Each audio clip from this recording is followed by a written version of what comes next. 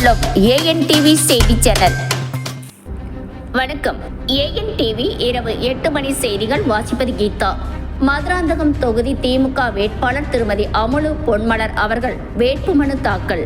செங்கல்பட்டு மாவட்டம் மதுராந்தகம் சட்டமன்ற தொகுதி திமுக வேட்பாளர் திருமதி அமுலு பொன்மலர் அவர்கள் தனது கட்சிகளுடன் வந்து வேட்புமனு தாக்கல் செய்தார். தமிழக சட்டசபை பொது தேர்தல் வரும் ஏப்ரல் 23ஆம் தேதி நடைபெறுகிறது. இதற்கான வேட்புமனு தாக்கல் மார்ச் 30ஆம் தேதி தொடங்கியது.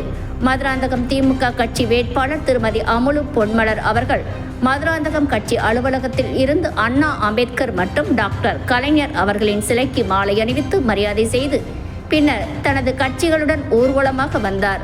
மதுராந்தகம் வருவாய் கோட்டாட்சியர் மற்றும் தேர்தல் நடத்தும் அலுவலர் திரு நரேந்திரன் அவர்களிடம் வேட்புமனு தாக்கல் செய்தார்.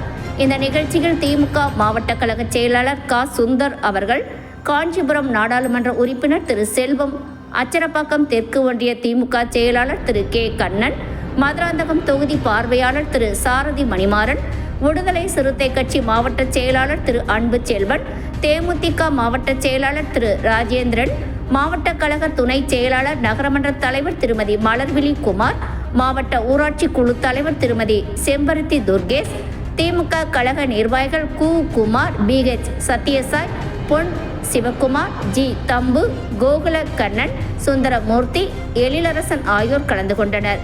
மேலும் காங்கிரஸ் நிர்வாகிகள், தேசிய முற்போக்கு திராவிட கழக நிர்வாகிகள், விடுதலை சிறுத்தை கட்சி நிர்வாகிகள், இந்திய கம்யூனிஸ்ட் கட்சி மார்க்சிஸ்ட் நிர்வாகிகள், இந்திய கம்யூனிஸ்ட் கட்சி CBI நிர்வாகிகள், மதிமுக நிர்வாகிகள், மனிதநேய மக்கள் கட்சி நிர்வாகிகள், இந்திய யூனியன் முஸ்லீம் லீக் நிர்வாகிகள், SDBI நிர்வாகிகள், திராவிட கழக நிர்வாகிகள், மக்கள் நீதி மய்ய நிர்வாகிகள் என 1000க்கும் மேற்பட்டோர் கலந்து கொண்டனர். இச்செய்தியை தொகுத்து வழங்கியவர் செங்கல்பட்டு மாவட்ட ANTV செய்தியாளர் திரு கபீர்.